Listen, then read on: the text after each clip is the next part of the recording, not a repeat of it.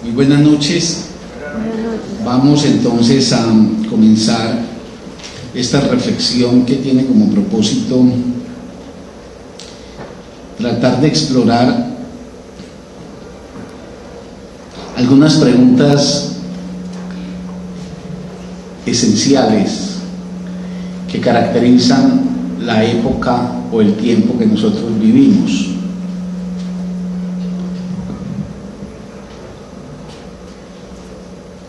Yo quisiera comenzar, y le voy a pedir en eso excusas al auditorio, dando siempre mis agradecimientos a mis compañeros y compañeras de la Corporación Estanislao Zuleta por el grupo de estudio, y en particular en esta ocasión a Vincent Restrepo, que fue el expositor, porque en ese grupo de estudio, pues en cierta manera, nos planteamos problemas que a mí en particular me son siempre de mucha utilidad. Por eso mi gratitud para con ellos y ellas. Lo segundo es hacer una también muy breve aclaración, sobre todo para las personas que se aproximan por primera vez a esta charla. Es que el sentido y la naturaleza de esta charla es el de tratar de traer algunos de los problemas que hoy se presentan en la reflexión intelectual en el mundo o en el país, pero hacerlo por fuera de los términos del mundo académico. Valga decir, a nosotros en la corporación nos ha animado la convicción de que el saber de la humanidad, el saber filosófico, histórico, político, ético, artístico, es un patrimonio de la humanidad, y que los dispositivos de circulación del mismo no pueden quedar restringidos únicamente a los canales académicos, y que es menester que ese saber circule en la sociedad, se irrigue sobre el tejido social y contribuya a lo que finalmente es el propósito que anima, creo yo, la labor de los grandes hombres y las grandes mujeres: entender el mundo, entender la vida, dotarnos de herramientas con las cuales poder encarar mejor la existencia. Por eso esta charla tiene una obligación, y es que, a más de acometer un problema que consideramos que es importante y que nos incumbe a todos los que nos reunimos en este salón, debe tener también un carácter divulgativo en el buen sentido de la palabra. Es decir, comprender que hay personas de muy diferente proveniencia, de muy diferente formación, y que ello obliga a tratar de hacer todo lo que esté, en este caso, a mi alcance, para que el discurso logre ser comprensible y pueda suscitar el efecto único que, en mi opinión, tiene hablar ante otros, y sobre todo en un espacio público, que el otro pueda entender, que el otro pueda capturar lo que uno está diciendo, porque solamente a partir de eso el otro podrá entonces asentir con elementos que le permitan aprobar lo que escuchó, o por el contrario disentir, pero también con elementos.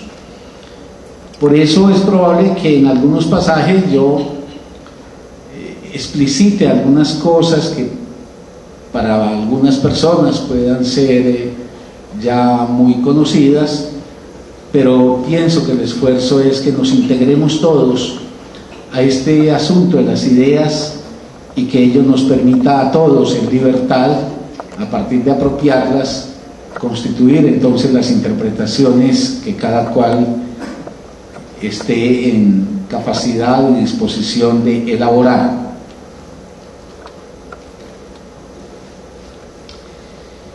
Muy bien, entonces la reunión de hoy estaba convocada a partir del título "Apremiantes preguntas de nuestro tiempo en torno a la experiencia afectiva y a la vivencia de lo social".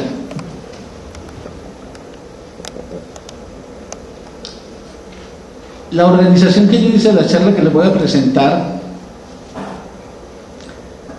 finalmente se decidió por tomar una senda, y es la de hacer una especie de cartografía de nuestra época, de ubicar un mapa de nuestra época, un mapa que nos permita cobrar plena conciencia de la particularidad del tiempo que vivimos, de las dificultades específicas que tiene este tiempo, pero también de las riquezas de la época que nos ha tocado en suerte vivir.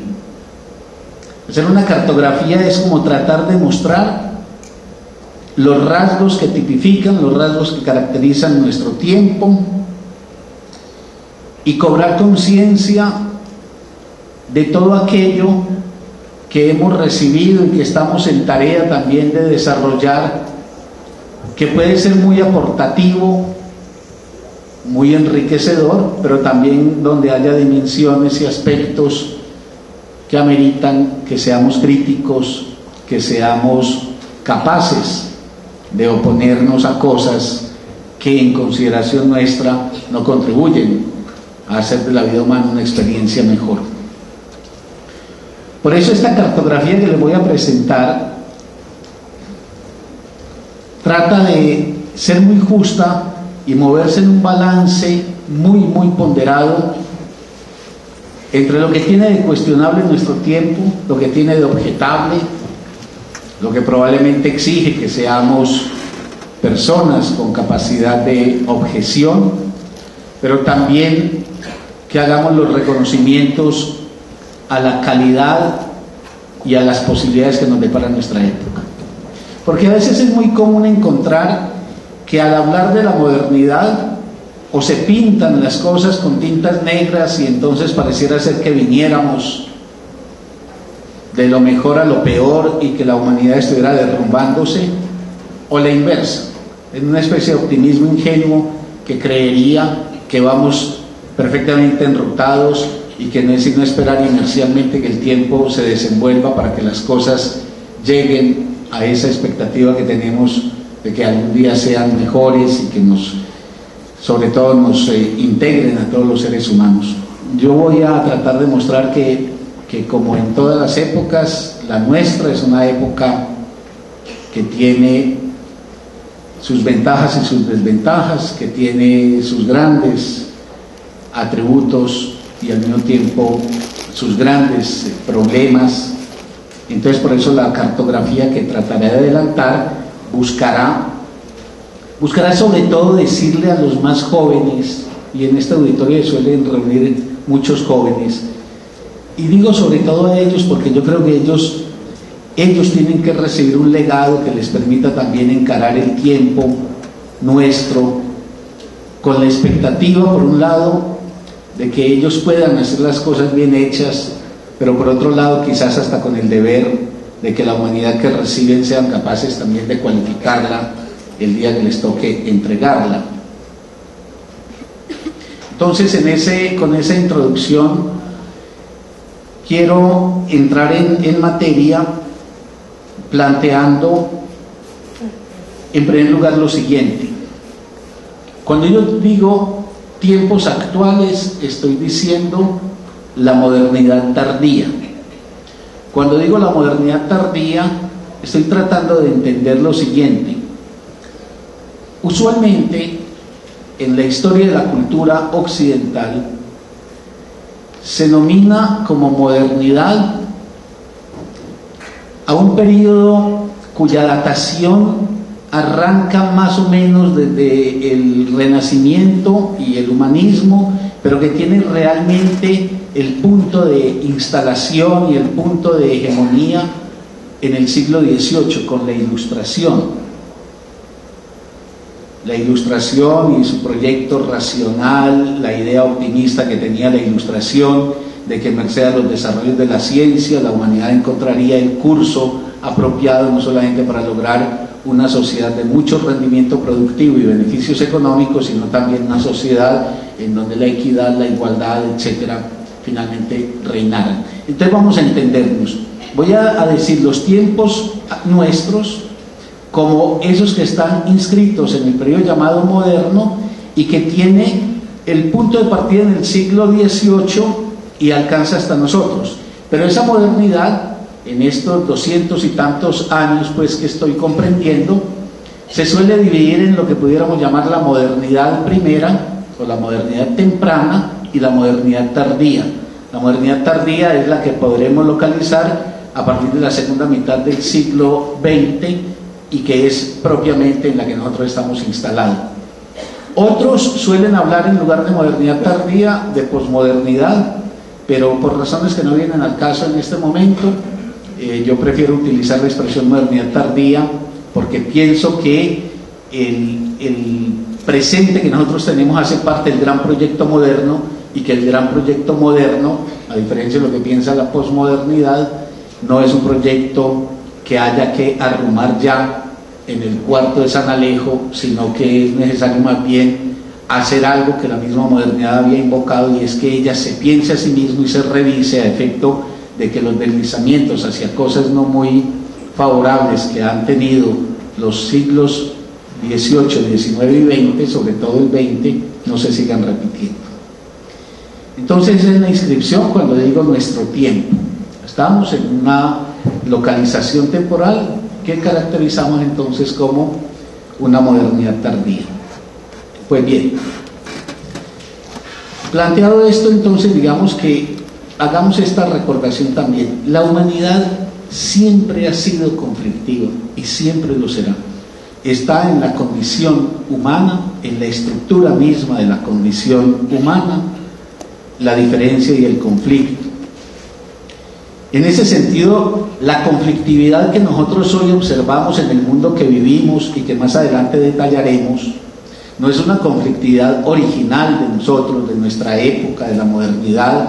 No es que la humanidad en alguna época pretérita fue una humanidad armónica, serena, pacífica, sino que a lo largo de toda la historia, por la misma condición estructural del ser humano, nuestra experiencia vital ha sido una experiencia conflictiva.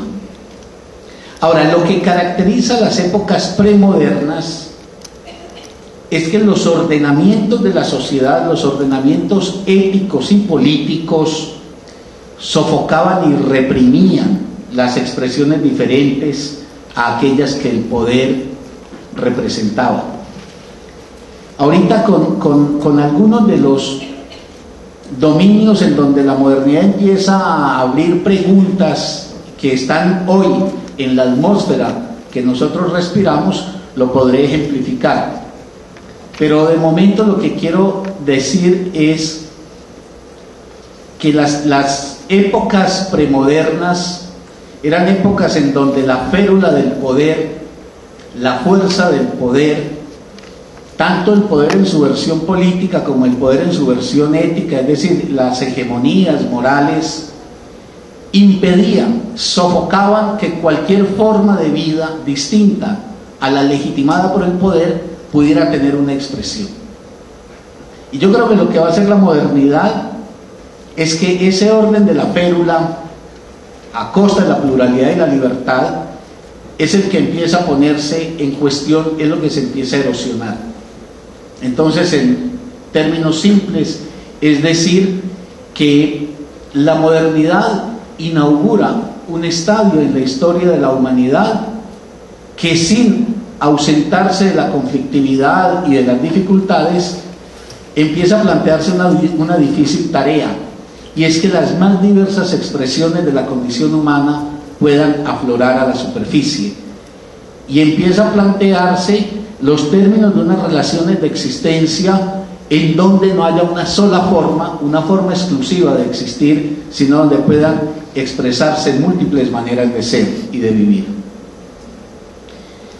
Bien, ahora, en la vida de todos, ya sea en la vida personal, ya sea en la vida colectiva,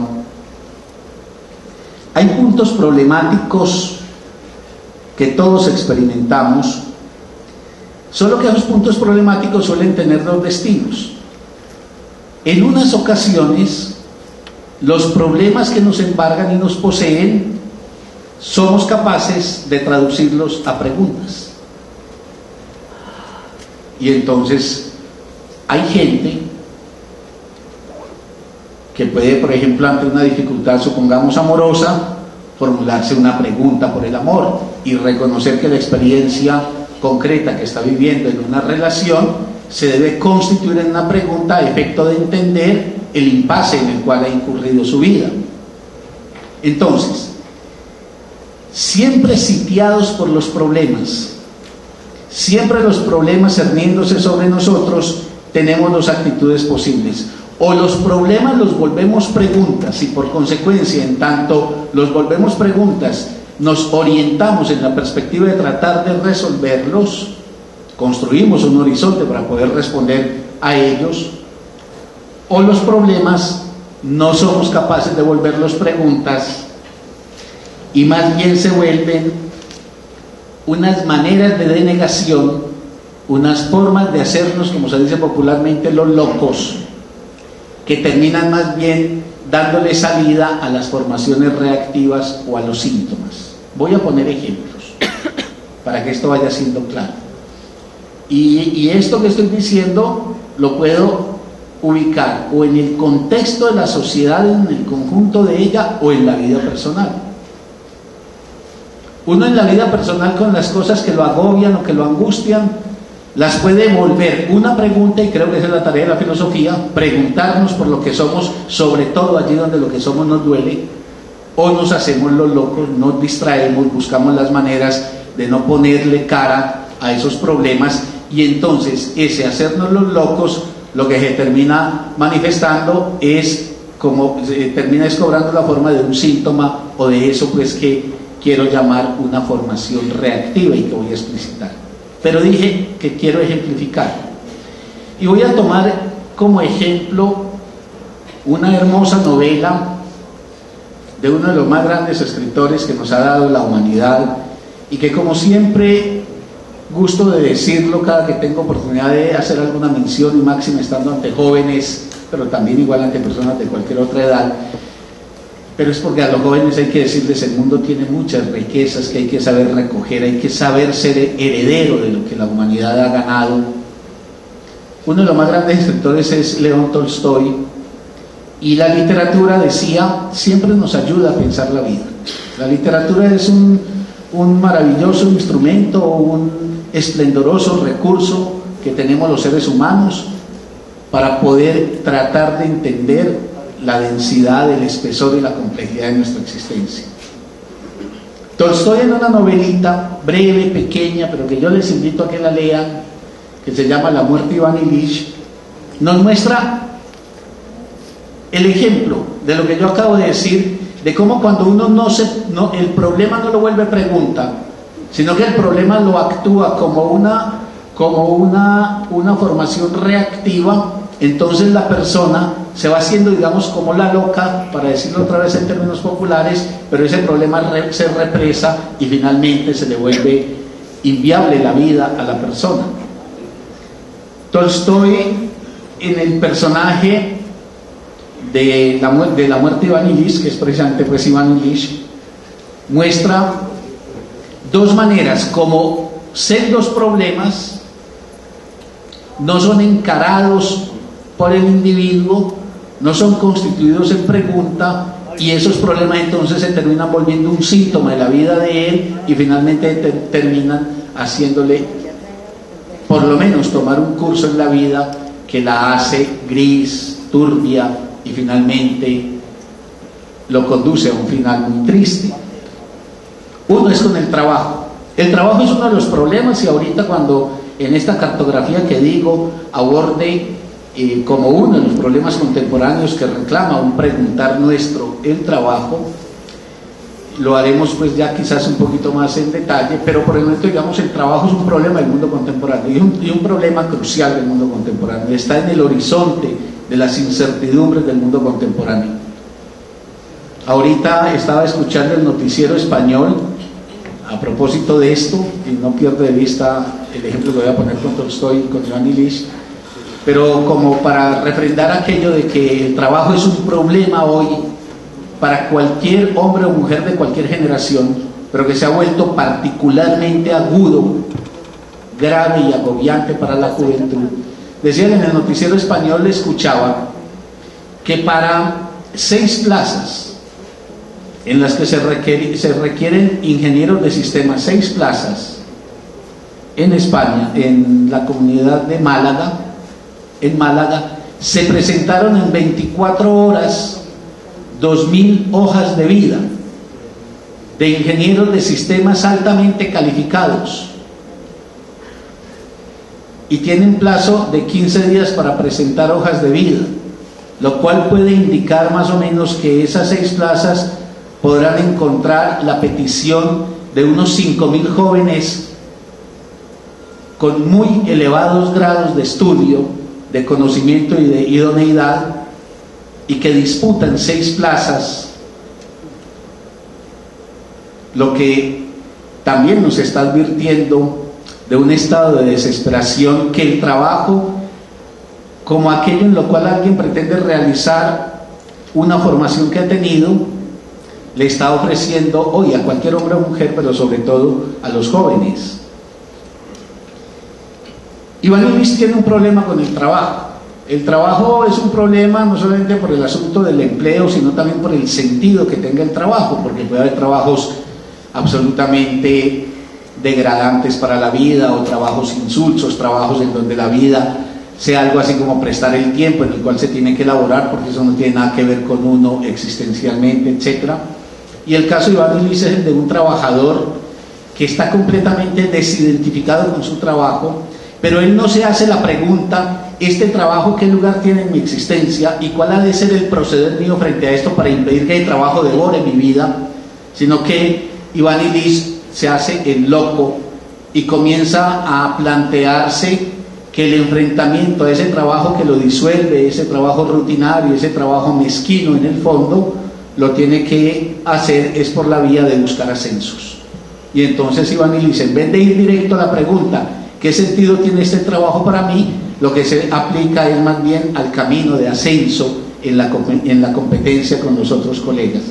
Igual pasa con el matrimonio. Iván Illich tiene un matrimonio absolutamente desastroso, un matrimonio donde no hay comunicación, donde no hay encuentro, donde no hay causas comunes, donde no hay nada que compartir con la mujer. Pero en lugar de él asumir y encarar de frente, el problema que le trae ese emparejamiento matrimonial en que está envuelto, Iván Illich más bien junto con su esposa buscan esa tangente que es: construyamos una casa y entregámosle todas nuestras energías a la construcción de una casa. Es decir, es esa tendencia nuestra de esquivar los problemas, y sobre todo los problemas más esenciales que nos preocupan, esa manera de hacerle el esguince, de hacerle la gambeta siempre a aquello que nos comprometería con lo esencial nuestro. Y por eso, si dije Iván Illich, me gustaría también no dejar de mencionar que, a propósito de la crisis que es la modernidad, y de la cual voy en unos minutos a detenerme, pero que la quiero de una vez señalar como que modernidad es igual a crisis, a un estado de crisis. Les decía yo, la gran literatura nos traza pistas y nos ayuda a encontrar caminos de acceso al entendimiento de esta muy peculiar época que vivimos y a la posibilidad de cobrar una posición en ella que sea la más favorable para la vida, tanto personal como colectiva. La gran literatura es una especie de testigo muy inteligente de la época y del fragor de los tiempos que vivimos. Yo podría mencionar 3 o 4 obras, ya dije Iván Illich, pero por ejemplo yo creo que no es gratuito que una literatura como la de Sade, que no es una gran literatura en ese sentido, digámoslo, de la belleza de un estilo o de una prosa exquisitamente construida, pero que sí es una literatura que empieza a mostrar un punto de quiebre que tiene la modernidad y que concierne fundamentalmente con el cuerpo, con el goce y con la sexualidad. Sade es una especie de sensor que captura en la atmósfera una problemática que ya empezará a afectar al individuo moderno y que tiene que ver con aquella pretensión de hacer del cuerpo un exceso de goce. Yo creo que una novela como la de Goethe, Afinidades selectivas, es una bella novela que muestra otro problema del que también tendremos que hacer mención como problema propio de nuestro tiempo, y es la contradicción inherente a la relación amor-matrimonio, es decir, la no congruencia entre el modelo relacional que constituye el matrimonio y el sentimiento humano que es el amor. Goethe en esa novela examina, hurga con mucho cuidado, y yo diría que con mucho valor, esa contradicción que está en el corazón de los proyectos de Occidente: emparejar a la gente en gracia al amor en un modelo matrimonial. Creo que una novela como El hombre sin atributos de Robert Musil permite también situarnos en el corazón de esta época, en la problemática tanto de la cultura propiamente dicha como en la problemática del poder. Y por otro lado, ¿cómo no mencionar uno esa pequeña gran obra de Kafka que se llama La Metamorfosis, que creo que leída como pide, por ejemplo, Nietzsche, como un trabajo interpretativo, exigente por parte del lector para que el texto produzca efectos de sentido? La Metamorfosis es una angustiante indagación, por lo menos sobre tres cosas: sobre el trabajo, sobre la familia y sobre la identidad. Sobre la insulsez de un trabajo con el cual un sujeto no se logra identificar, sobre la incoherencia de los lazos familiares en los tiempos que corren, y sobre la crisis de la identidad que nos caracteriza. Por eso quería, al paso de lo que venía diciendo, señalarles que hay libros que están al alcance de la mano, que no es sino tener uno la voluntad de aproximarse a ellos y de leerlos como hay que leer los libros, es de haciendo un trabajo de interpretación. Y yo creo que este problema que esta conferencia intenta abordar encontraría luces mucho más seguramente idóneas que mi palabra para esclarecer lo que el problema pues nos está situando. Bien, ahora voy a mencionar algo que en la conferencia pasada dije, y lo voy a tomar como una capsulita sobre la cual yo pueda situar el sobre la cual pueda sustentar lo que voy a decir a continuación. Hay un rasgo central de la modernidad, que es la racionalidad. Eso decía yo hace un mes. La racionalidad es un rasgo distintivo de la época moderna. La época moderna no es una época de la fe, no es una época de la creencia ciega. La época moderna recuperó el proyecto racionalista de los griegos, lo restaura y lo sitúa, y señala que la racionalidad es una herramienta imprescindible para poder acometer la vida. Pero yo decía en aquella ocasión que la racionalidad, y lo decía para oponerme a esa desacreditación facilista que a veces hace el discurso posmoderno de la racionalidad, que la racionalidad es esencialmente una posición en la vida, tanto en las personas como en las sociedades, caracterizada porque todo es susceptible de ser puesto en duda, todo, de que nada escapa al derecho de ser puesto en duda. Y de otro lado, que la racionalidad es una actitud ante la vida que se caracteriza por el derecho a cuestionar, o usemos la palabra más propia de la modernidad, a la crítica de todo aquello que tenemos ante nosotros, de que nada puede escapar al trabajo de una razón que ha de responder al por qué y que tratará de argumentar. Me explico. Muchas cosas, y durante siglos, fueron intocadas para el pensamiento y para el común de la gente. Cosas que se daban por indiscutibles, cosas que se daban por vedadas completamente a cualquier ejercicio de la crítica. La modernidad es una maravillosa experiencia, lo que pasa es que eso complica mucho la vida, pero no le resta un ápice a la maravilla. Es una maravillosa experiencia por la cual la razón se acredita el derecho a poner en duda cualquier cosa, una relación, un fenómeno, etcétera, y a establecer la crítica conducente a evaluar la justeza de lo que se está diciendo o a reivindicar, por ejemplo, el cambio de una proposición, etcétera. Yo creo que con eso yo puedo hacer una sinopsis muy apretada de lo que dije en la conferencia pasada, para decir que nosotros vivimos en una época en donde la gente se asigna a sí misma el derecho a preguntar ¿por qué? ¿Por qué esto? ¿Por qué la familia es así o no es así? ¿Por qué la paternidad cobra esta expresión y no otra? ¿Por qué la docencia se manifiesta de esta manera y no de otra? El por qué, como una petición de cuentas al otro, de cuentas argumentativas al otro, es un rasgo propio de nuestro tiempo. Un joven, por ejemplo, del siglo XII, un joven del siglo VIII, estaba lejos de hacer las preguntas, de interpelar al mundo, como hoy, por ejemplo, lo hace uno de nuestros jóvenes. Pero además, y es muy importante, yo decía que si el criterio de la duda y el criterio de la crítica son denotativos de la modernidad, en mi opinión, se erige sobre una proposición fundamental, que creo que es una conquista de la racionalidad. Y es una proposición que yo expresé en un breve sintagma que dice: nada es todo, ni siquiera la racionalidad. De que la racionalidad produce este sintagma: nada es todo. No puede haber un absoluto, nada es todo, ni siquiera la misma racionalidad. Porque es que formular eso fue lo que abrió la experiencia cultural moderna a la pluralidad. Si nada es todo, es porque entonces existen cosas diversas, seres diversos, actitudes diversas, posiciones diversas, concepciones diversas. Es decir, nosotros empezamos a habitar un mundo plural.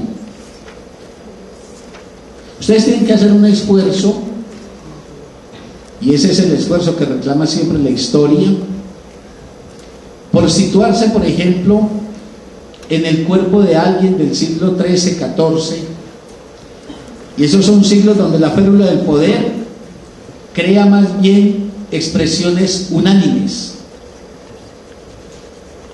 Y lo voy a señalar más adelantito con respecto a cosas como la homosexualidad o temas como la mujer, etcétera, porque voy a mostrar que si todas las épocas han sido conflictivas, en todas las épocas las mujeres también pelearon contra la opresión que los hombres ejercían sobre ellas, y en todas las épocas los homosexuales intentaron hacer una defensa de su homosexualidad, pero no en el modelo o bajo la forma que propició la modernidad. Y con esto voy tratando de hilar es hacia este punto, mostrar la singularidad de nuestra época, las dificultades que ella acarrea, pero también las inmensas riquezas que ella tiene, y que tenemos que cobrar conciencia de ello para hacer valer esas riquezas y multiplicarlas, o para adelantar los cuestionamientos pues, que en este momento se nos reclaman algunos aspectos y asuntos. Entonces, voy en este punto. La modernidad explota la pluralidad humana. La modernidad rompe los unanimismos. La modernidad en forma sintética dice: la vida humana se puede hacer de muchas maneras, no hay una sola manera. Es decir, con ello la modernidad está advirtiendo que no puede haber pretensiones de absoluto, y que todo lo que cobra la forma de lo absoluto termina siempre en la forma de la violencia, del imperativo o del sojuzgamiento. Porque si hay pluralidad, hay diferencias, y si hay diferencias hay conflictos, y por eso la modernidad va a tener que inventarse las maneras de cómo tramitar los conflictos que respeten las diferencias y al mismo tiempo impidan, por ejemplo, que las diferencias colisionen de manera brutal o destructiva.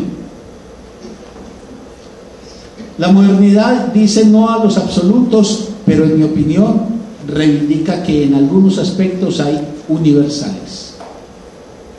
Universales quiere decir logros que son válidos para la humanidad en su conjunto. Hay dominios donde es muy fácil presentar eso. Yo creo que uno puede decir que la ciencia es un valor y un bien de la humanidad. Y como he dicho en otras oportunidades, poco importa que, no sé, que Evaristo Galois, el gran matemático del siglo XIX, sea francés. Su matemática es de la humanidad. Poco importa que Mendeleev haya sido ruso, su química es de la humanidad.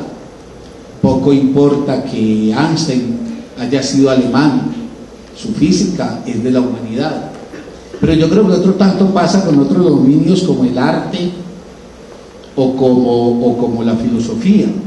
A mí me tiene sin cuidado que Platón sea griego. No creo que haya una filosofía de griegos para griegos, creo que hay una filosofía para la humanidad, y me tiene sin cuidado que Heidegger, por ejemplo, sea alemán.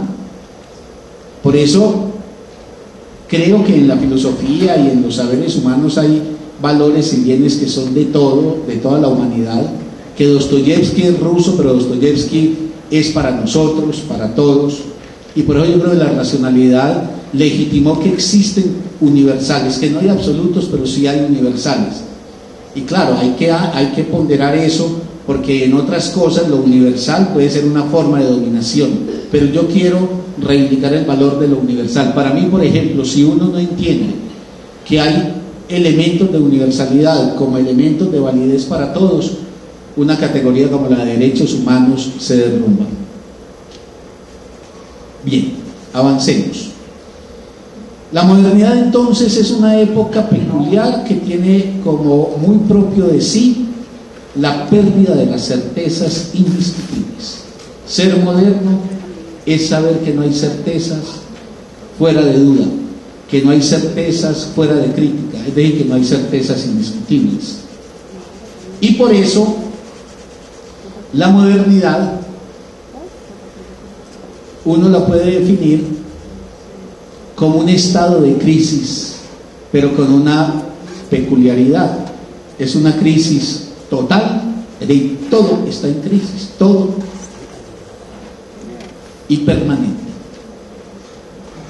No estamos en una crisis que es de coyuntura, que lo que pasa es que, digamos, salimos de una época y estamos en una especie de transición donde todavía no hemos podido acomodar bien las cargas, pero que si la logramos organizar, entonces la humanidad logrará, digámoslo, superar la crisis. No, yo creo que es que la modernidad es el invento de una forma de vivir caracterizado por una crisis permanente y una crisis total. Es decir, que nada tiene una seguridad absoluta, que nada está investido de una certeza indiscutible. Lo que pasa es que decir esto es de alguna manera anunciar que la palabra crisis no tiene que ver con algo que sea por principio negativo, y que la crisis tiene también esa vertiente por la cual ella se constituye en la posibilidad de una recreación enriquecedora de la vida.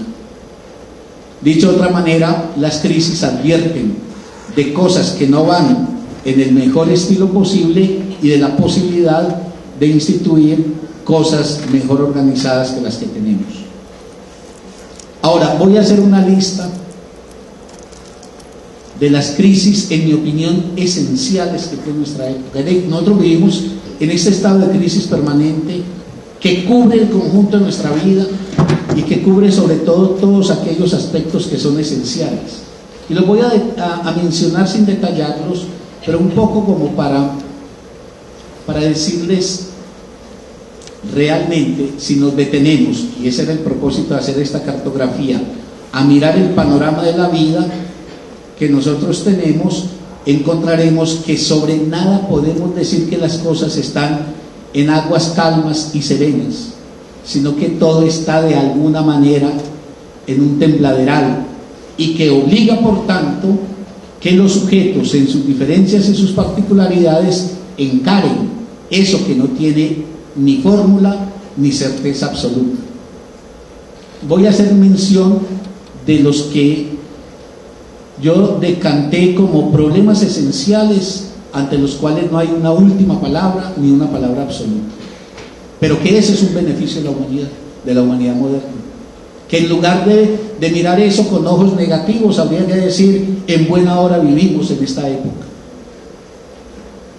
Por ejemplo, las relaciones hombres-mujeres están en una profunda crisis. Están en una profunda crisis porque han conmocionado la estabilidad que bajo la férula del poder de los hombres había gobernado los vínculos hombre-mujer durante milenios. Es que uno puede mantener las cosas en calma a punto de dominación. De hecho, eso es lo que hacen las tiranías.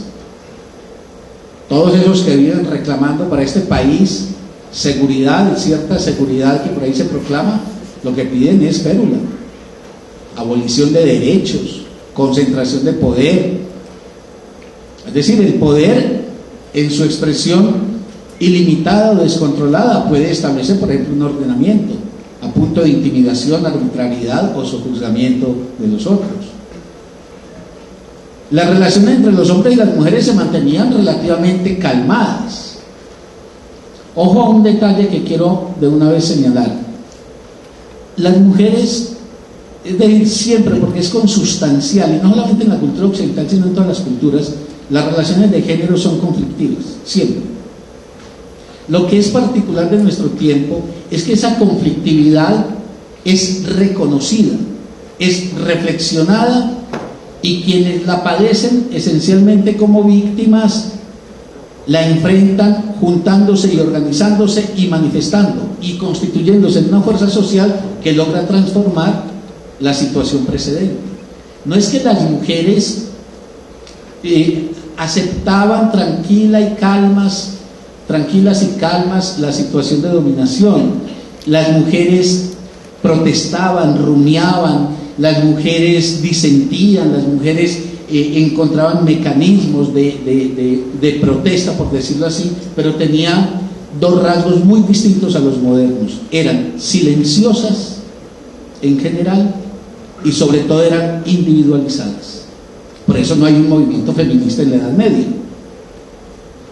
Y no quiere decir que esas campesinas, véase por ejemplo a escritores como Boccaccio.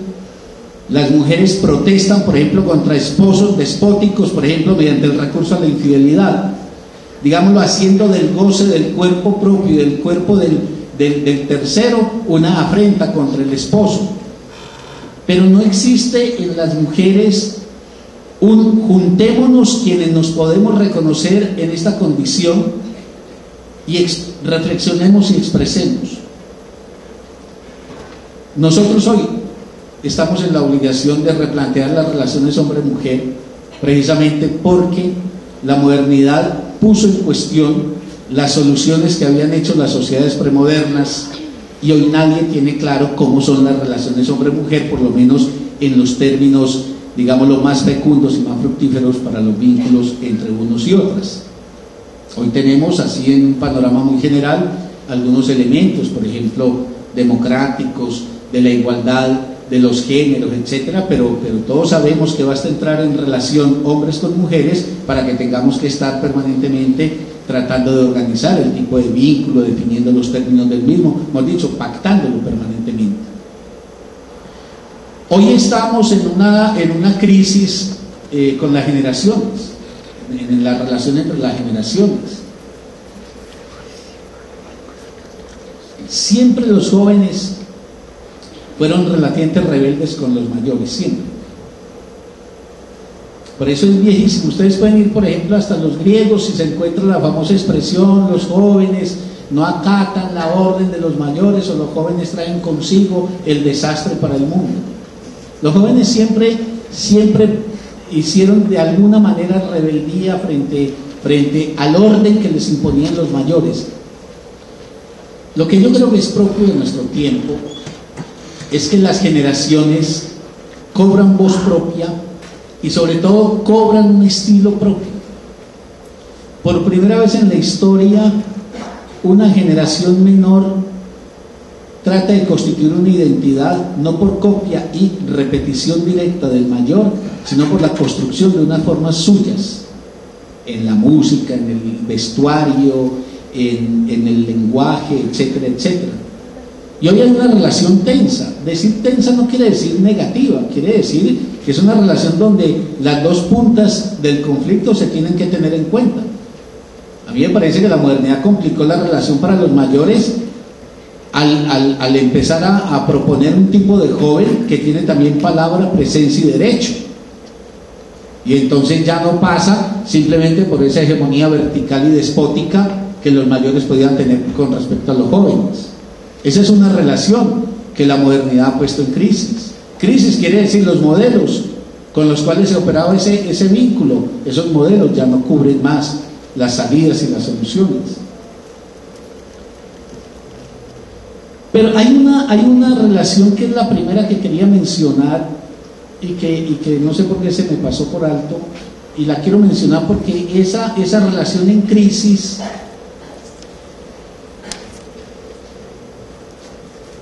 ha sido una causa de dificultad para reconocer la crisis de otras relaciones, y es las relaciones entre las clases sociales. Clases sociales ha habido siempre. Lo que no ha habido siempre es conciencia de las clases sociales para reconocer sus intereses particulares y perfilar, por ejemplo, proyectos políticos favorecedores de sus respectivos intereses. Eso solamente lo ha hecho la modernidad. De ahí cuando, por ejemplo, un sector de la sociedad, la clase obrera, por ejemplo, puede cobrar conciencia de que las relaciones de producción pasan por la explotación de su trabajo y que eso no se puede responder sino juntándose y organizándose y trazando un horizonte de acción política. Eso es muy peculiar de esta época. Los siervos obviamente tenían profundas diferencias con los señores feudales en la Edad Media, pero lo que los siervos no tenían era organización propia de ellos, excepción de algunos brotes esporádicos de rebeldía que rápidamente eran controlados.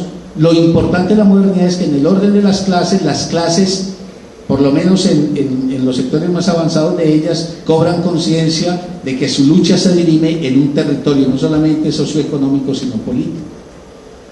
Por ejemplo, la burguesía contemporánea es una burguesía organizada internacionalmente. Si ustedes miran el panorama, el declive que tienen los países europeos, en Europa el desempleo no era un problema muy grave, ahora tienen 23 millones de desempleados. Y en Europa, España, Irlanda, Italia, Portugal, Grecia, vienen haciendo el trazo de la crisis profunda.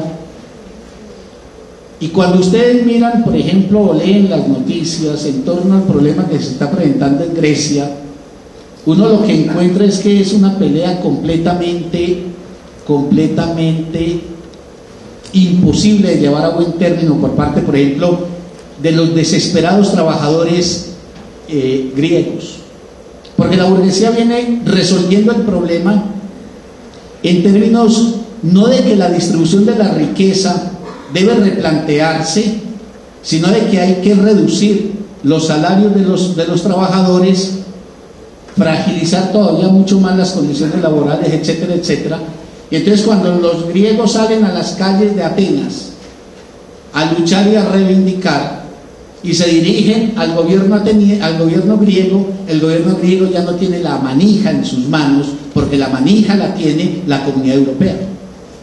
Y entonces Angela Merkel y en general toda la Comunidad Europea es la que en última instancia determina la forma en que, por ejemplo, la economía griega ha de funcionar. Eso simplemente lo que está señalándonos es que en la lucha de las clases que existe, y por más que algunos académicos piensen que eso es espurio y que ya no hay clases sociales, ellas existen y la explotación existe y la distribución de la riqueza en forma inequitativa no solamente existe, sino que se acrecienta. La burguesía es internacional y sus políticas son internacionales. La burguesía es muy organizada. La burguesía tiene bancos mundiales, FMIs, la burguesía tiene organizaciones que le permiten planificar comportamientos a nivel mundial. Y ese combate, por parte, por ejemplo, de otra clase, cuando se sigue sembrando únicamente en los territorios nacionales, es un combate que obviamente está luchando en términos de una profunda desventaja. Pero yo quise mencionar que las relaciones de clase están en crisis porque hoy mucha gente no acepta que las relaciones de producción y sobre todo las relaciones de distribución de los bienes que la humanidad produce se sigan dando en los términos en que se están dando. Por ejemplo, es impresionante que el 1% de la población del mundo detenta la riqueza del 99% de la población restante. Y hoy leía yo que los millonarios norteamericanos y europeos han crecido en la misma medida en que ha crecido el empobrecimiento de los salarios de los trabajadores en Estados Unidos y en Europa. Un obrero alemán o un trabajador alemán, y cuando digo un trabajador estoy incluyendo, por ejemplo, un ingeniero de sistemas, etcétera, han perdido capacidad adquisitiva en el orden del 25% en los últimos 10 años, etcétera. O sea, también hay unas relaciones de clases que están en crisis. Y lo propio de la modernidad es que las clases sociales cobraron conciencia, y hoy tenemos conciencia de que las relaciones entre las clases se dirimen, es en el escenario también político, de, por ejemplo, cuáles son los términos en los cuales la distribución de la riqueza se va a realizar. Hemos dicho muchas veces acá, el problema del mundo no es la producción. El mundo con lo que produce tendría suficiente para resolver todas las necesidades, y no las básicas, todas las necesidades que hoy reclama, por ejemplo, la condición humana. El problema del mundo hace mucho rato está cantado, que es la distribución de las riquezas. Un mundo que no ha sido capaz siquiera de ponerle un tope a un máximo salarial o a un máximo de ingresos mejor. Hay mínimos salariales, pero no tenemos máximos, por ejemplo, de ingresos. Y entonces la escala de ingresos puede desbordarse a lo ilimitado. Y ni para eso hemos tenido todavía la fuerza, digámoslo, de contención que impida que la voracidad de algunos desmadre totalmente el mundo e impida, por ejemplo, por lo menos unas conquistas, aunque sean relativas, de equidad. Otra relación que está completamente en crisis, las relaciones de las sexualidades. Claro, siempre hubo homosexuales, siempre hubo lesbianas, siempre hubo trans. Lo que pasa es que un homosexual vivía aislado, bajo el ocultamiento, pagando el precio costosísimo del vituperio y la humillación.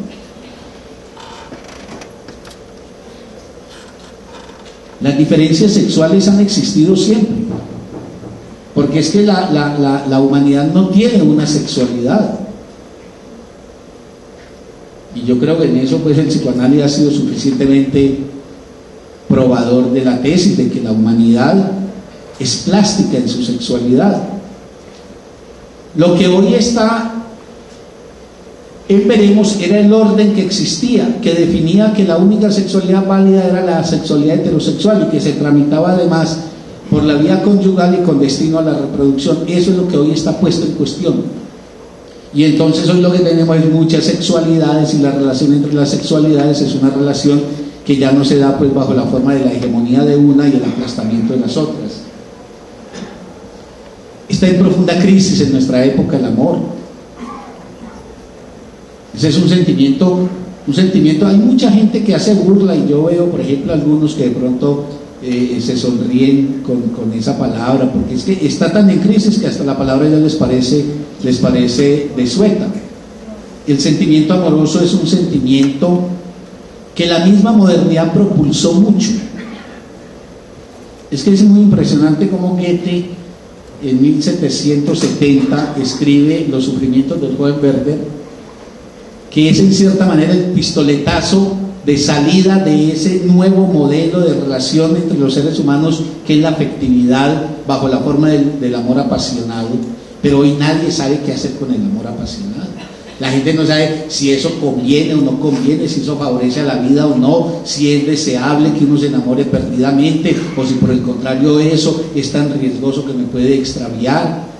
Si por avatares de la vida me enamoro y la otra se enamora de mí, o el otro según de quien yo me enamore, y viceversa, entonces ¿cómo hacer para que ese amor, por ejemplo, no fenezca? ¿Cuáles son las lógicas relacionales que garanticen que el amor pueda no solamente ser fecundo en la potenciación de los seres, sino al mismo tiempo que ese amor logre ganarle la carrera a la muerte? Hoy más o menos todo el mundo con el amor dice: este es un sentimiento efímero y pasajero. Y la gente no se atreve a decir: el amor que acabamos de descubrir entre nosotros aspiramos a que sea duradero, pero tampoco se atreve a decir, me tiene sin cuidado, que sea un amor que pasado mañana ya sea caduco. O sea, es un sentimiento que está bailando en una pista muy incierta y en donde la modernidad, por un lado lo ha exaltado, porque yo creo que la modernidad exaltó el amor. Yo creo que del siglo XIX para acá el amor cobró un gran poder, incluso por eso el romanticismo exaltó tanto la fuerza de ese sentimiento, pero está en crisis. Crisis quiere decir, no sabemos muy bien qué hacer con ella, con él. La familia. ¿Cuál? Crisis de la familia, sí. ¿En qué sentido? En que ya no hay un modelo. Que se reventó el modelo nuclear clásico. No se reventó para que desaparezca.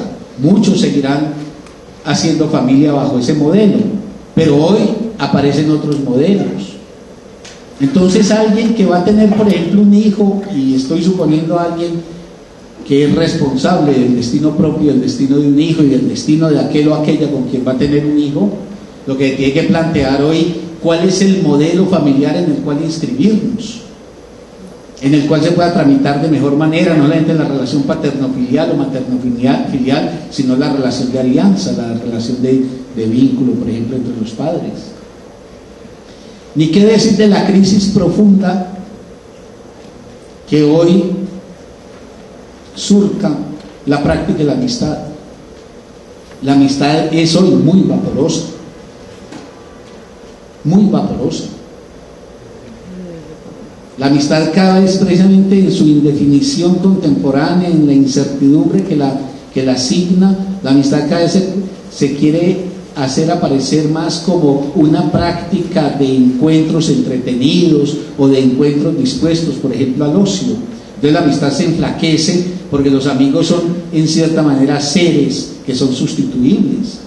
Pero el modelo de la amistad, como por ejemplo ese encuentro profundo entre seres que logran encontrar causas compartidas y que se comprometen existencialmente, esa amistad se anhela pero no se concreta. ¿Y qué hacer con la amistad? Algún teórico de la historia de la amistad ha dicho, en nuestra época la amistad ha ido a arrinconarse casi que exclusivamente en los años juveniles del periodo escolar, particularmente del universitario. Pero obviamente sabemos, bastaría simplemente cotejar eso, que son amistades muy frágiles, amistades muchas veces muy inconsistentes, centradas en las más de las veces en las lógicas del entretenimiento, ajenas, por ejemplo, a la conversación, etcétera, etcétera. Sí, por conversación tomo pues la palabra como equivalente al compromiso de seres que se logran reconocer. Estanislao Zuleta decía, ¿cómo digo yo que alguien es amigo mío si desconoce, por ejemplo, lo esencial que me acontece en mis relaciones con aquello que le es más importante? La anhelamos, queremos tener amigos, pero ¿cómo? ¿Qué es lo que la sostiene? ¿Qué la puede, por ejemplo, etcétera, etcétera? Pero fíjense, la modernidad nos sitúa en una crisis, pero al mismo tiempo que nos pone en esa crisis nos alerta y nos advierte de que es menester que cada uno se haga cargo de encontrar entonces la salida pertinente a eso que anhelamos. ¿Qué decir de la crisis profunda hasta, yo diría, hasta sus cimientos, que hoy marca el matrimonio? El matrimonio es una institución respetable, seguramente. Yo siempre digo que uno no puede hablar en términos humorísticos ni mucho menos de descalificación, porque mucha gente apuesta la vida por ahí, la apuesta honestamente, la apuesta poniendo todo el compromiso de sí. Pero el matrimonio está en un enredo muy bravo. El matrimonio se fundó en el amor y al mismo tiempo parece que es la aplanadora del amor. El matrimonio invitaba a la construcción de una especie de estado paradisíaco en el encuentro de dos y fácilmente deriva a un pequeño infierno cotidiano. El matrimonio no es esa armonía que los predicadores dicen. y toda esta superación personal promueve. El matrimonio es un lugar en donde la conflictividad puede cobrar a veces formas muy feroces, y la gente está en crisis con eso, porque es finalmente la crisis del modelo relacional. Bueno, sí, nos amamos, se funda una relación como proyecto compartido en la vida y en el amor, eso no es tan claro. Yo nunca dejo de decir, el amor fundado en el matrimonio es un invento del siglo XVIII, fines del XVIII y comienzos del XIX, eso es de ayer. Y como muchos estudiosos han mostrado, hay una contradicción profunda. Vos no podés contratar el sentimiento, vos no lo podés pactar. Un sentimiento se promueve, pero no se garantiza. Nadie puede garantizarle a otro que lo amará o lo deseará. Pero si vos construís, por ejemplo, un vínculo matrimonial y sobre él además vas a erigir la familia, entonces el cimiento es por lo menos espurio, por lo menos no hay ninguna garantía. Entonces, ¿qué es lo que viene acaeciendo ahora? Que la lógica amorosa como garante del matrimonio, cuando el amor, que pareciera ser que la misma estructura matrimonial se encargara de irlo disolviendo, o por lo menos moderando tanto que finalmente ese amor se parece cada vez más a una práctica, en el buen caso, de gente que se tiene afecto pero que hace rato perdió el deseo, entonces eso entra en una crisis. Nadie tiene la fórmula, pero lo que me importa a mí resaltar es que las relaciones nuestras nos están exigiendo una toma de posición en donde nadie puede traernos la solución, ni podemos ir a buscar un predicador que nos diga cómo vivir, y eso es propio de la modernidad. Y por eso la modernidad nos abriría, por ejemplo, a la inventiva de construir formas y dispositivos de relación con el sentimiento amoroso, con el deseo, distintos, o ratificar, por ejemplo, los existentes, pero ya cada uno hace su propia apuesta vital. En todo caso, lo que yo digo es que hoy, si vos te enamorás, vos no sabes claramente qué modelo de relación estableces. Y no lo puedes hacer porque se ponen en juego cosas muy complicadas, por ejemplo, la libertad. ¿Cómo construir una historia compartida y al mismo tiempo esa historia no signifique la abolición de la libertad de los individuos? Etcétera. Hoy hay crisis con las comunidades, las relaciones de comunidad. ¿A qué comunidades pertenecemos? Anteayer decía un alumno mío una cosa sencilla y sin embargo me parece muy atinada. Decía, la universidad dice comunidad universitaria, que hace común a los universitarios, que hace comunes a los universitarios. La palabra comunidad uno la puede desglosar en una unidad en lo común, comunidad. ¿Qué es lo que los hace comunes? Esos 30 muchachos sentados en el salón de clase tienen un lazo común, excepción de que tramitan el mismo currículum, hacen la misma materia y buscan un título cuyo destino es personal. Es muy difícil hoy encontrar, por ejemplo, experiencias de comunidad. En general tendemos a desagregarnos de los otros y los lazos de comunidad cada vez se distienden más. Pero por el momento digo eso, es una relación más en crisis. Hay una profunda relación de crisis con la identidad propia. Cuando mencionaba la metamorfosis de Kafka, era en ese sentido. Es que es muy difícil que uno hoy diga, por ejemplo, quién es ante el otro. Estamos sometidos a vaivenes en las ideas, en las maneras de orientarnos en el mundo, en las prácticas relacionales, los amigos que teníamos en la infancia, hace rato desaparecieron de nuestro horizonte. Es decir, estamos en un mare magnum que hace que basta que nos distanciemos 10 años de otro ser humano para que el otro diga, no te reconozco. Ya dije, una profunda crisis con el trabajo. Crisis quiere decir problemática, no desastre. Quiere decir cosa inquietante, cosa exigente, cosa que nos reclama capaces de encarar creativamente el problema. Tenemos muchos líos con el trabajo. El trabajo contemporáneo, que es el trabajo burgués, es un trabajo en general insulso y ajeno a las referencias de identidad del propio sujeto. ¿Qué hacer con el trabajo? ¿En qué trabajo? Si es que acaso encuentro empleo, ¿cuál es el trabajo donde realmente al hacer algo me haga a mí mismo? Otra relación que está en una gran crisis es la de la comunicación, la del diálogo con el otro. Hay una tendencia a recluirnos sobre nosotros mismos, a generar lo esencial en el orden de la privacidad y a hacer del vínculo con el semejante un vínculo sobre lo anodino, sobre lo que es accidental. Por eso es una época donde los encuentros humanos están tan marcados y determinados, por ejemplo, por la fiesta. Pero lo esencial, el sujeto lo tiene que carcomer a solas. Y la crisis que se oye permanentemente, lo que pasa es que en este vínculo amoroso no conversamos, parloteamos pero no conversamos. En esta relación de amistad nos entretenemos y rumbeamos y nos reímos y no más, pero nada de lo otro, por donde la vida hace el curso importante de ella, mis sueños, mis anhelos, mis fracasos, mis angustias, mis luchas, los debatimientos que hago conmigo mismo. El otro los conoce.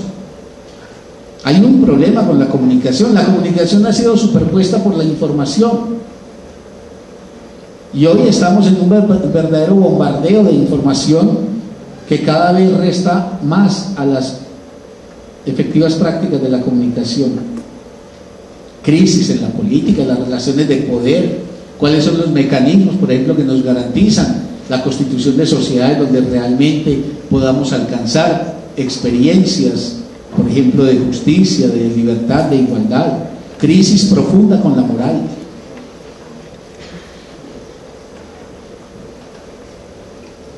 Al punto de que ya, y por eso digo, esto que presento son aspectos que hay que positivizar.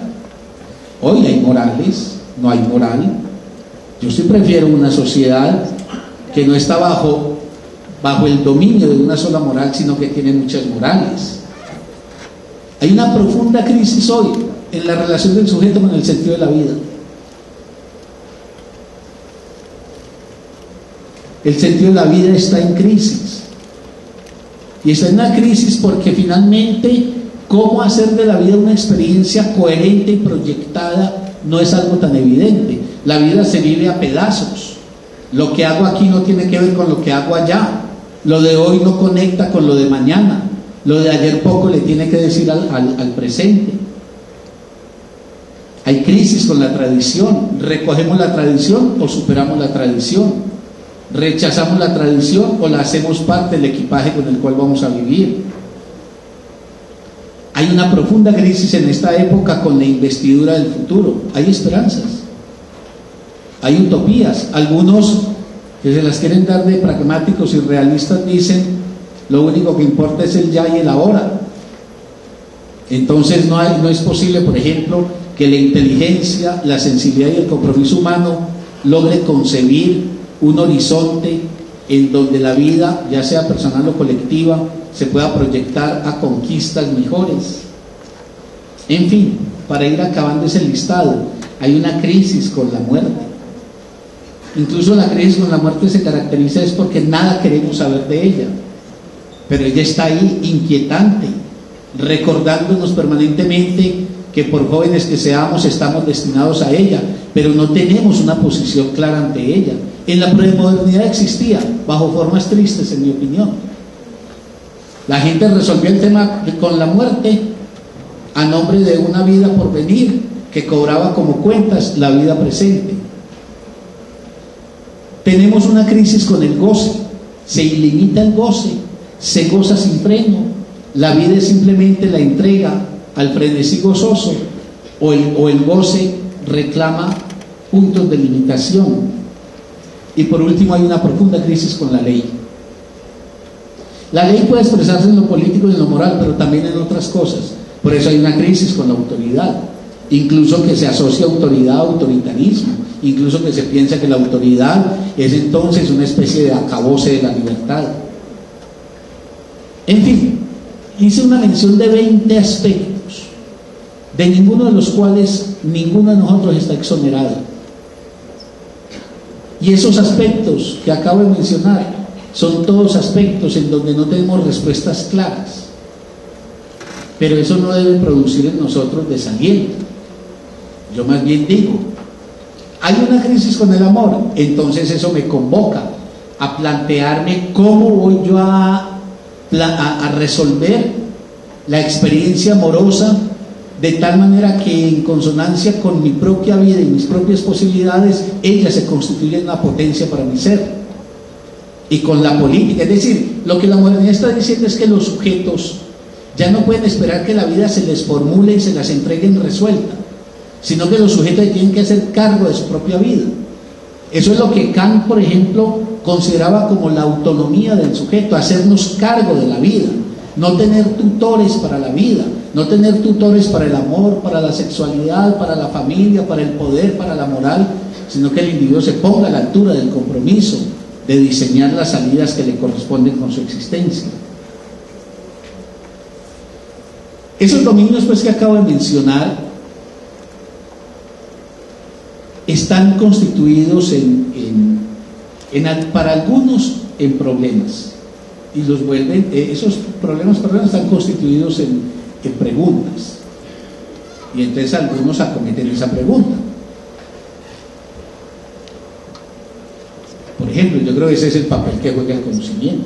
Lo que pasa es que el conocimiento en nuestra sociedad se piensa que está destinado únicamente a uno sacar un título académico, pero yo creo que uno lee filosofía o uno lee literatura es para que esto le aporte elementos, no respuestas, sino elementos para uno trabajar en la construcción de una forma de responder las preguntas que uno tiene. Si yo no me hago una pregunta por el matrimonio, no leo a Ana Karenina, o si la leo no me dice nada Ana Karenina. Si yo no me hago una pregunta por la mujer, yo no leo Rojo y Negro, o si la leo no me dice nada de la mujer. Entonces algunos vuelven estos problemas preguntas, pero nuestra época tiene también la otra tendencia, que el problema que no puede evitar no lo formula como pregunta y por ende no acomete una elaboración de ella, sino que lo deja derivar a esas modalidades que yo llamo formaciones reactivas. Entonces muchos problemas están como vivos y palpitando. Es lo que está bajo la superficie, y en la superficie lo que se presenta es una formación reactiva por parte de los sujetos. Dicho de otra manera, uno puede decir, cuando lee un síntoma en la sociedad, que bajo ese síntoma lo que hay es un problema hecho no pregunta, o un problema no hecho pregunta. Y menciono sin detenerme en ello, para que vean que la época está inmersa en problemas que tiene la potencia para formular preguntas, que reclama de los individuos la capacidad de enfrentar esas preguntas, pero que también tienden algunos a esquivar esos problemas y entonces los constituyen en vivencias que no pueden asumir sino como formaciones reactivas. Por ejemplo, las nuevas religiosidades y las creencias múltiples y muchas veces completamente anodinas y sin embargo frenéticas para mucha gente que hoy pululan. Las formas de comunidades espurias que hoy también abundan. Una barra de fútbol que se hace matar o mata por una cosa anodina como un resultado que 8 días después es desueto. Pero como algunos analistas han estudiado, esa tribalidad que emerge a partir de algunos fenómenos sociales contemporáneos, lo que está gritando es una formación reactiva que intenta rehacer la comunidad, no allí donde las comunidades asentaban la vida de los individuos, sino como unas formas muy imaginarias y muy superficiales. Síntoma de nuestra época o expresión de formación reactiva, las idolatrías. Idolatrías a cantantes, idolatrías a futbolistas, idolatrías, no admiración. Yo no me imagino que si Juan Sebastián Bach iba a ofrecer, por ejemplo, a interpretar una cantata suya, había frenesí y gritos estentóreos de la gente y absolutas casi que descomposiciones de figura y de espíritu en torno, por ejemplo, al ídolo. Ídolos, clubes de fan por aquí, eso lo que está gritando es que ese tipo de personajes juega un papel funciona imaginariamente en resolverle a alguien la necesidad de adherirse a alguna figura que constituya como la garantía de que se configura una comunidad en torno suyo. Rasgo de nuestra época, la obsesión por la seguridad, para mostrar pues como esas formaciones reactivas. La gente a nombre de la seguridad rinde cualquier otra cosa. Los entusiasmos vacíos. Anteayer participaba yo en una invitación que me hicieron los estudiantes de la Nacional para hablar de lo que son las jornadas, en las jornadas de reflexión que ellos promueven con relación al movimiento estudiantil. Y ellos estaban muy desalentados porque el auditorio era absolutamente flaco, 10, 12 personas. Y la paradoja era que se mostraba un video en donde las marchas de 15.000 personas en Medellín o de 50.000 en Bogotá de hace 4 meses mostraban una juventud entusiasta con respecto, por ejemplo, a enfrentar la reforma propuesta por el gobierno. Entonces los muchachos se desalentaban. Bueno, pero entonces de aquel entusiasmo hace 4 meses a esta apatía y a esta indolencia que actualmente muestra, por ejemplo, este auditorio, decían ayer, ¿qué es lo que ha pasado? Y claro, lo que yo digo es que esta es una época donde los entusiasmos prenden, la gente se identifica muchas veces con cualquier causa que más o menos advierta que tiene algún viso de éxito, la gente se adhiere. No puede uno pensar que simplemente un movimiento donde 15.000 personas salen a la calle son 15.000 personas que han asumido plenamente conscientes la lucha, por ejemplo, contra una reforma estudiantil onerosa, una reforma universitaria onerosa, por ejemplo, para los sectores populares. Hay muchos entusiasmos vacíos, muchos entusiasmos que son como globos, que no tienen nada que les dé consistencia en su interior. Hay un consumismo ansioso en nuestra época. ¿Por qué la gente consume tan ansiosamente? ¿Qué es lo que eso está respondiendo como formación reactiva en la gente? La tecnofilia de nuestra época. Yo no tengo ninguna duda que los avances potentes que, por ejemplo, hace la tecnología contemporánea pueden ayudar mucho a la condición humana, pero también puede volverse una formación reactiva por la cual alguien se entrega a lo imaginario de lo virtual para desconectarse completamente de los compromisos, por ejemplo, con lo real. El endiosamiento loco que tiene el dinero en nuestra época. El dinero como razón de ser, como un amigo mío lo define, que me parece muy acertado. El dinero como el significante universal de todos los goces. Parece ser que para alcanzar en la vida gratificación y dicha, el único recurso está mediado por el dinero, pues la única mediación posible es la del dinero. En fin, el pansexualismo vigente, eso es otro síntoma de la época, porque es que disponer de una sexualidad libre en el sentido de un sujeto autónomo frente a su sexualidad, un sujeto que la puede ejercer, es distinto a que la sexualidad se vuelva una obsesión de todos los días y a toda hora. Y esta época, por ejemplo, ofrece la sexualidad las 24 horas del día y en todas partes. Internet en su gran mayoría es una práctica donde la sexualidad bajo la forma pornográfica, es decir, bajo la forma donde la imagen es la fundamental, sigue constituyendo, por ejemplo, el punto de acceso preferido frente a cualquier otro tipo de búsquedas. Con eso lo que estoy tratando de señalar es que la época, a la par de los problemas que nos podrían enriquecer, muestra formas de esquivar esos problemas, no volviéndolos pregunta y dándole deriva más bien algunas formas reactivas que, en mi opinión, sí desfavorecen profundamente las relaciones que tenemos con la vida. Yo no creo que el pansexualismo, yo no creo que a toda hora, día o noche que sea, la oferta de la sexualidad, la promesa de la sexualidad permanentemente ante los ojos. Yo no creo que eso signifique libertad sexual. Yo siempre, es como cuando uno oye a una persona que tiene un lenguaje muy procaz y que permanentemente está haciendo alusiones en su forma de hablar a la sexualidad. Yo creo que sin necesidad de hacer psicoanálisis silvestre, sí se puede plantear que Si una persona tiene que tener entre ceja y ceja toda hora la sexualidad, es que tiene una mala relación con la sexualidad. Y yo creo que una buena relación con la sexualidad es el goce y el disfrute de la sexualidad, pero que la sexualidad no cope el conjunto de la vida. Y una sociedad en la cual el cuerpo de la mujer tiene que aparecer permanentemente en todas partes, o las relaciones sexuales tienen que estar circulando permanentemente en todas partes, en mi opinión lo que habla es que no tiene una relación de mucho goce efectivo con la sexualidad, de goce pues en el sentido de una apropiación del cuerpo propio y de la relación con el otro, que depare goce. En fin, voy a ir terminando para que si quieren ustedes hablen algunas cosas. Con esto yo quería mostrar, quizás deje de mencionar también esa proclividad a la moda, porque es que la proclividad a la moda es la proclividad finalmente a la masa.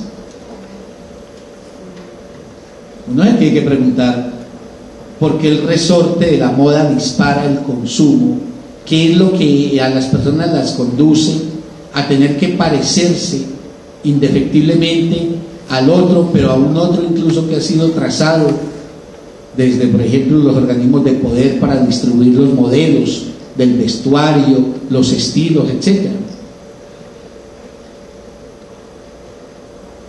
Esas y otras formaciones reactivas pues no libran, sino que al contrario creo que precipitan al ser humano contemporáneo a 4 agobios que lo acechan y que los menciono simplemente: la soledad, la angustia, la melancolía y la culpa.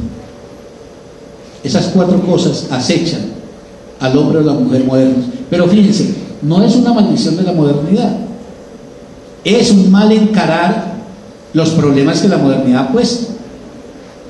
Eso es como cuando, por ejemplo, los novios se dicen, y se dicen creo que con mucha sensatez, cuando por ejemplo la muchacha le dice al muchacho: si no hablamos eso después se va a volver un problema más serio, eso se va a volver una bola de nieve, y un día ya el problema que hoy tenemos todavía capacidad de tramitar se volverá un problema insoluble. Y yo creo que por elemental que sea eso, ahí hay algo cierto.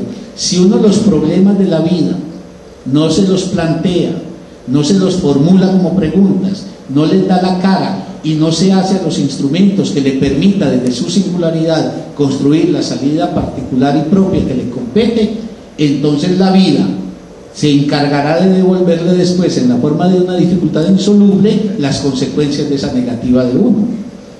Y por eso, si uno hoy por ejemplo mira el mundo moderno, creo que no estoy muy lejos de reconocer la realidad allí donde digo que la soledad es uno de los rasgos que está marcando dolorosamente la vida de mucha gente, que la angustia es una característica de la época. Alguien incluso ha dicho que este es el siglo de la angustia, que la melancolía como conciencia de un tiempo perdido en donde los sueños se constituyeron en imposibles, termina por volverse una carga aplastante de la gente, y donde la culpa, bajo las múltiples formas en que la culpa emerge, agobian también a las personas. Pero bueno, ese recorrido mío era para llegar a esta conclusión, que ya más o menos he mencionado en elementos aislados. Estamos en un estado de crisis permanente, todo está en entredicho, todo está por ver cómo lo hacemos, cómo voy a hacer el amor, cómo voy a hacer la sexualidad, cómo voy a hacer la política, cómo voy a hacer la amistad, cómo voy a hacer todo, las relaciones con la mujer, las relaciones con los jóvenes. No hay fórmulas, no hay libritos en las librerías diciéndole a uno: si usted viene y me compra, yo le digo cómo va a vivir. Por eso es que el conocimiento es tan importante. El conocimiento no le responde a uno, el conocimiento le provee los elementos de juicio para que uno construya las salidas que le competen. Pero el conocimiento en esta sociedad se volvió o título académico o fórmula para que a uno le diga a alguien cómo vivir. Por eso es que hay que defender y reivindicar la relación con los grandes pensadores, porque los grandes pensadores son difíciles, pero al mismo tiempo son los que nos ofrecen los elementos para poder entonces asumir las respuestas que cada uno en su escala propia ha de encontrar para su vida. Estamos en un estado de crisis permanente, pero ese estado de crisis permanente es muy positivo. La modernidad nos dijo una cosa que a mí me parece importantísima: el ser humano no está escrito, no está hecho. El ser humano puede hacer su historia. Y esta plasticidad, esta posibilidad de que rehagamos la vida, de que recreemos la vida, de que inventemos la vida, que era imposible en otras épocas. En otras épocas la vida se recibía y luego se entregaba tal como se había recibido. Hoy no. Hoy uno puede con su mejor amigo discrepar en la manera como, por ejemplo, se plantea la relación con el amor. El amigo vivirá el amor bajo un modelo y uno lo podrá vivir bajo otro modelo. La única cuenta que hay que pedir es sobre qué fundamenta cada uno ese proceder y por qué cada uno puede acreditar que ese proceder propio es superior, por lo menos para su propia vida, a otros posibles. Y entonces eso es lo que nos permite la modernidad. La modernidad nos muestra que los seres humanos somos tan conflictivos como siempre hemos sido, pero que los seres humanos podemos inventar la vida, y que si reconocemos que la vida no tiene una forma única, que hay muchas modalidades posibles para ella, que la pluralidad es lo que caracteriza nuestra experiencia vital como sociedades, entonces el reto que nos está poniendo es que la crisis se convierta en la condición de posibilidad para que inventemos la vida, y que la inventemos pero con la participación efectiva del propio sujeto, no que otros le hagan la vida a uno. Y por eso hoy una mujer no puede esperar que alguien le trace el modelo, por ejemplo, de relación que ha de tener con el hombre. Una mujer le tiene que hacer al patrimonio de conocimiento que la humanidad le depara para poder inventar su propia historia amorosa y la propia relacionalidad que tiene. Hoy, por ejemplo, no podemos hacer ningún vínculo que no comprenda, en mi opinión, por ejemplo, vínculos amorosos, que no comprenda, por ejemplo, la libertad. Es que ninguna relación hoy puede pasar por encima de la libertad. Ese es el reto que la crisis moderna nos pone. La crisis moderna nos dice, pues, en conclusión, vea, la vida no está hecha. La vida es confusa y a veces hasta difusa, pero está la posibilidad en cada uno de nosotros de hacer de ella, en todas las relaciones diversas que mencioné ahora, el recorrido particular que cada uno pueda desplegar en consonancia con el proyecto de hacer la mejor vida posible. Por eso, para mí, la modernidad, con su estado de crisis permanente, a mí no me preocupa la noción de crisis. Yo siempre digo, el asunto es la actitud ante la crisis. Hay dos: una, la depresiva, la del que se entrega al escepticismo y simplemente concluye en una formación reactiva, o la otra, la que habría que llamar la posición ante la crisis creativa, que se caracteriza por un lado por la afirmación gozosa de la vida y por otro lado por las prácticas potenciadoras de la existencia. Eso me parece que permite entonces ya decir que las apremiantes preguntas de nuestro tiempo en torno a la experiencia afectiva y a la vivencia de lo social nos sitúan como individuos que no tenemos respuestas delante de nosotros, y que ese tembladeral en que se encuentra la existencia contemporánea no es una pérdida que ha tenido la humanidad, sino al contrario, la creación de unas condiciones de posibilidad para que los seres humanos seamos atrevidos, arrojados, decididos y valientes, y nos inventemos la vida no según un modelo único, sino la escala particular que las posibilidades de cada uno contemplan. Bueno, eso era lo que quería decirles. Muchísimas gracias.